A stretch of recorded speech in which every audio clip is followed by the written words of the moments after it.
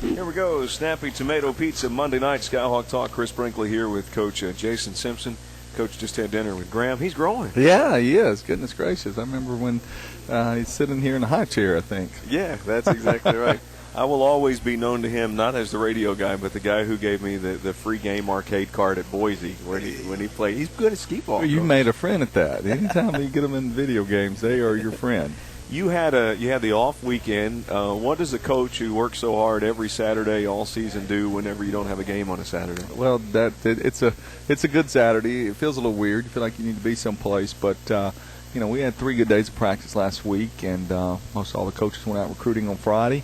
So you are just kind of come in early Saturday morning. I did, and just kind of went through some tape, for a couple of hours just to make sure some of the ideas that we game plan last week where they needed to be, and then I came home and watched a lot of college football. Oh, how cool is that for you? And actually went dove hunting Saturday morning. I forgot about that. Yeah. That was early. Any luck? No, the birds wasn't flying. I guess it was too cold, but it was fun just to get outside. When I assume that when you're a coach and you watch so much game film through the week of your opponents and your own team, that when you watch a game on television, it's a completely different experience than the rest of it. What's that even like? Yeah, it can be a little bit frustrating because you wish you could see the whole wide copy, because if it's a pass route, you can't see the completion of the routes unless they go back and show it, from a wider angle.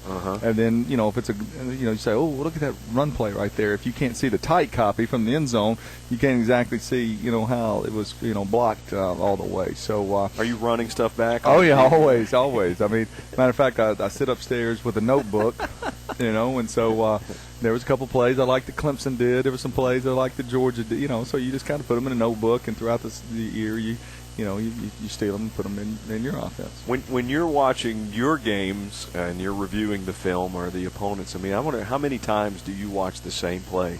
Sometimes when I come in and interview you and y'all got the big thing, you'll watch the play 10 times. Yeah, 8 to 10 times sometimes, depending on, because there's always how can we teach it better? How can we be, simplify things for the players? How can they play faster?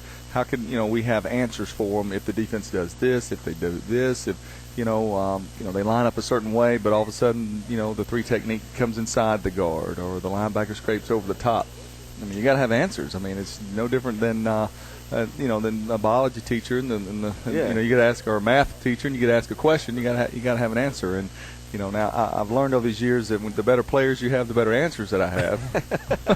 Because DJ McNeil made the guy miss or broke an arm tackle, and that's a lot of football. It really is. You're not going to. It doesn't always. The picture doesn't always. Pan out exactly the way you drew it up on the board, because there's moving parts and there's the human element. And sometimes just the physicality and the will to get the first down or break a tackle or get off of a block, if you're on the defense side of the ball, is the difference in winning and losing. And to me, the best thing, and college football broadcasts on television and the NFL are so good. They have so many different camera angles, and to see it in super slow motion.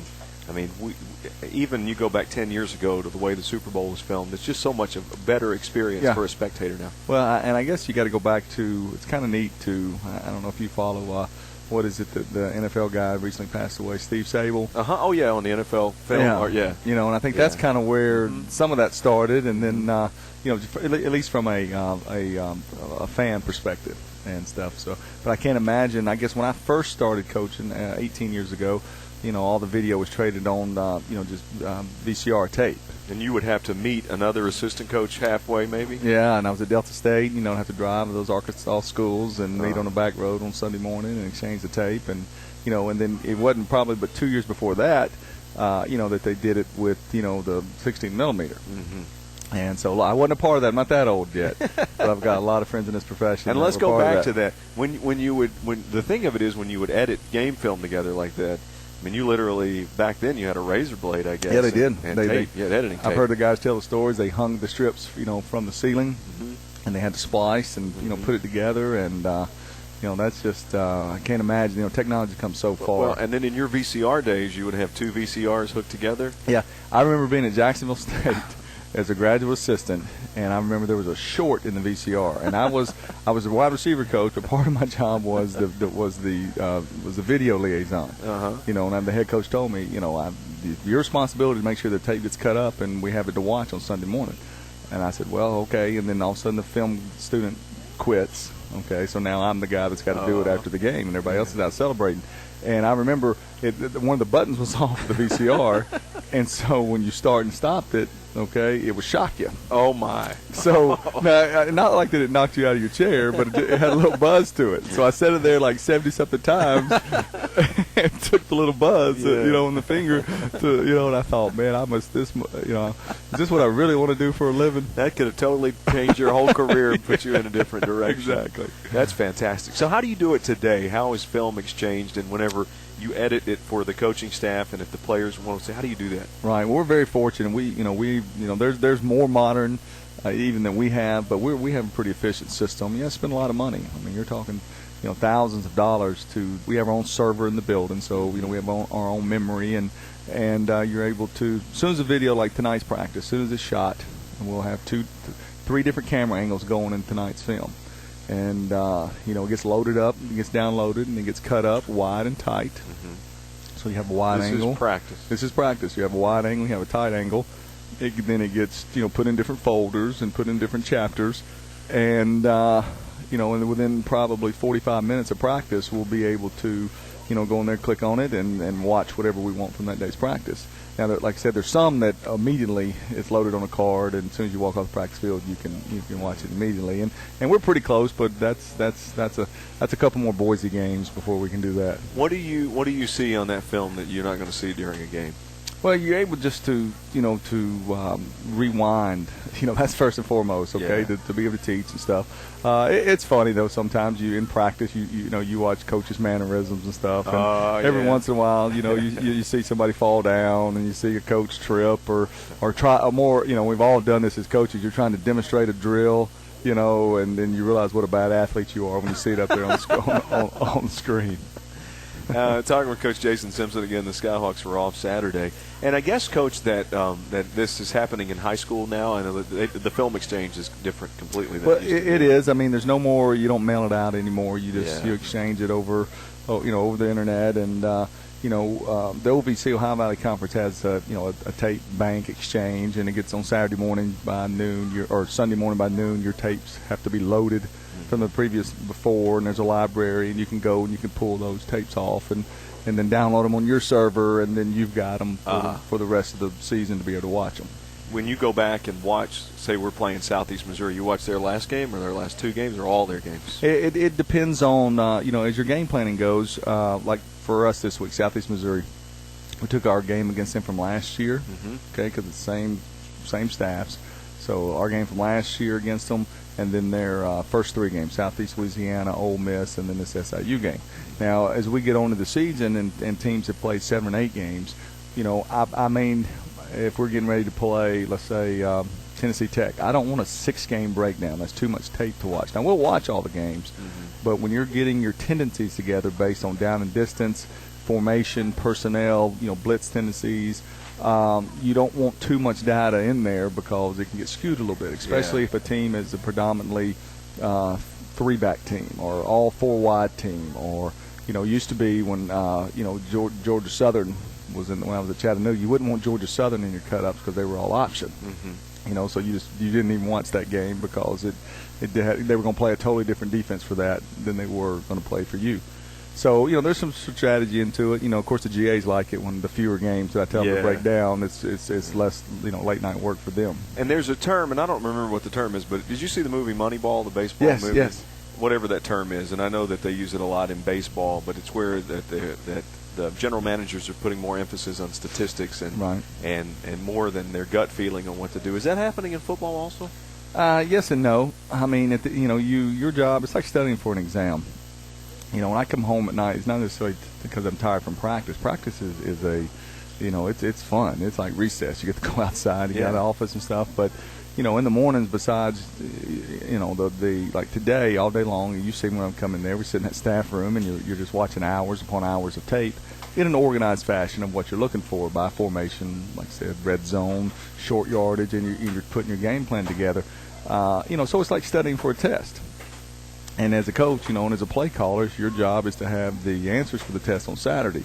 And like I said, so you call that game plan based on tendencies of okay, on first down they blitz this amount of time. On first down they play this coverage. On third down, so you've got thought processes on everybody's call sheet that you see them standing on the sideline to make calls with. So that's what you roll with. Now, ultimately, you've got that stuff memorized, and you're trying to make calls. Like I was kidding with some of our friends. I said, if you see me looking at that call sheet, then we're probably not playing very well offensively. Yeah. Because you've got a lot of thoughts on there. You usually got too many plays. But when we're going good, I know, I put the thing in my pocket and just can, roll it off of what's on my head, and all of our coaches can. But when we're struggling a little bit, you're looking for those answers. Well, and it's that funny in decision making. You have emotional decisions and you have logical decisions, and right. And sometimes your emotions can get in the way of the logic, and sometimes the logic can get in the way of the emotions. And I think you just kind of laid it out there. When things are going well, you get in a groove as a coach, I guess, or in play calling. Yeah, you do. Because you can just kind of see as the other team walking around. Mm-hmm. Are their hands on their hips? Have we tired them out? Are we? Do we need to keep running the football because we're getting so much push and they're not getting off blocks very well? Are their DBs scared of our receivers, so they're backing up a little bit? So let's throw some short passes, or are they walking down too tight and let's throw the ball over top of their heads. So those are things that you can't, until game day gets there, you'll have to just make those calls play by play. And what I think separates football from every other sport is all of the factors and the unlimited scenarios. It almost seems like there's an infinite amount of play calls or schemes that you can run, things that you can do. Oh, there is. And we all like to think that we invent something new every week, but that's somebody somewhere in the past history of football has done that. Yeah. We just maybe not have seen it or not. So I don't know if anybody's ever invented anything new, but there's different fads in football right now. Kind of the end thing is the hard run action, or calling a run and flipping out a little pop pass. You see us, we block the run, and all of a sudden inside receiver Butler will kind of act like he's blocking the linebacker and snap it off behind him. We throw it behind the linebacker's head. You see a lot of teams doing that these days, and that's kind of the end thing now. How much do you recruit based on your style and tendencies, and how much does your style and tendencies change based on the personnel you have? It's a kind of a chicken or the egg question. Yeah, for us it changes on the players we can sign. Mm-hmm. We were just having that conversation a few minutes ago. We were watching EIU, just kind of buzzing through there, seeing what they're doing offensively, because it's throwing for like 400 yards a game. Yeah. And that quarterback and that receiver are outstanding.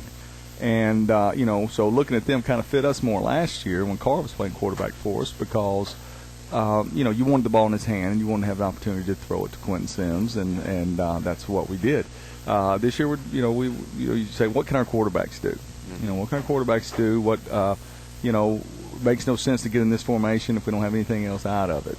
It makes no sense to, ask our quarterback to, you got to do what your players do. So that's what we do. And you have to magnify the strengths and hide the weaknesses, and have to know what the players' limitations are. I think so. And there's some programs, whether it be maybe Alabama, maybe whoever that just says, okay, this is what we do, and let's recruit to that, and that's kind of your NFL deal. But look at Steve Spurrier. He doesn't. They don't throw the ball 50 times like they used to when he was at Florida.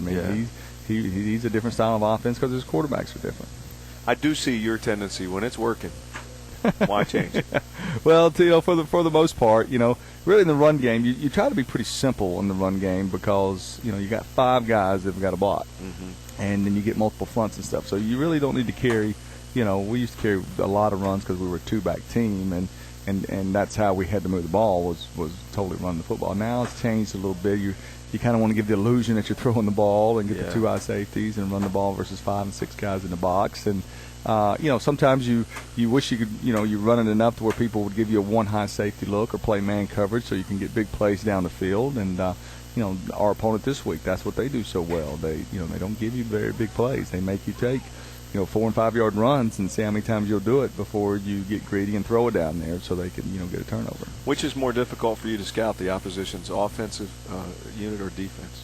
Well, and our defensive staff handles all that. You tend to get a little bit more tendencies with opponent's offense, just like defenses do against us, because based on down and distance, based on personnel, this is the stuff that you do. Defenses seem to adjust to offenses. Okay, they seem to say, okay, this is how we're going to get lined up to within our system to make sure everybody's covered, make sure every gap's solid. and then go and play. Very rarely. I don't think that ever. You're right. In every sport, defense molds to the offense, right? Not the other way around. Right. You know, because very rarely does the defense say, "Hey, we're going to do this, so we're going to force them to do that." Yeah. That's kind of, I mean, even baseball's the most basic example. The outfielders shift based on what the hitter does, not the other way around. Right. And defenses look at it from the standpoint, they say, okay, they got a great receiver, we may have to double this guy some, okay, which makes us weak in this other spot. So this is what we've got to protect. Or, hey, this left tackle cannot block our defensive end. We need to figure out as many ways as we can to get our defensive end singled up on this tackle to where he gets some one-on-one matchups. Or Jeff and our defense staff does a great job. Hey, the back lines up this side. When they throw the ball, the line's sliding this way. So let's make sure we bring a pressure the other way so the back has got to pick up in the protection, because that back's not paid to be a blitz picker-upper. Right. Right. Yeah. So how many times can we get him? How many times can he block Tony Bell? Coming off the edge, we think we got a good opportunity those matchups. So those are things that you're looking for. When for the average fan, what really looks chaotic and helter-skelter out there is what's happening on special teams. It is. How much time do you spend with special teams on film, and what can you learn? Well, Jordan Hankins and Jeff do all of our special teams, and they do a great job. Jordan takes a lot of pride in it and breaking it down, and he's able to tell us during the week, hey, when the ball's on lift this hash, they're going to kick it to the right. The ball's in the middle. They've only kicked it to this side. They're going to be inside the 30-yard line in this amount of time. We can't go left return. It's got to be all middle because they're too fast. I mean, it's not as, because even though you say it's a third of the game, it's not as prevalent as watching offense and defense. Right. When you're watching the game, you probably go get a soda when they're punting. Kickoff, yeah. Yeah. On the kickoff, so that's fun to see that, and that takes a lot of skills, and I really appreciate the hard work they put into that. When you played football, were you ever a special teams guy? Ever? No, I was a backup punter in college. I used to at Mississippi State. They would make me go out there and punt in pregame. All right, just in case like the other two guys got hurt, and then I kicked one in the stands, and then they told me to go back down with the quarterbacks. Did you hurt anybody? It was early. Nobody was there. We'll take a break and come back All with right. Jason Simpson live from Snappy Tomato Pizza. Skyhawk Talk continues on the UT Martin Skyhawk Sports Network. We at JD Distributors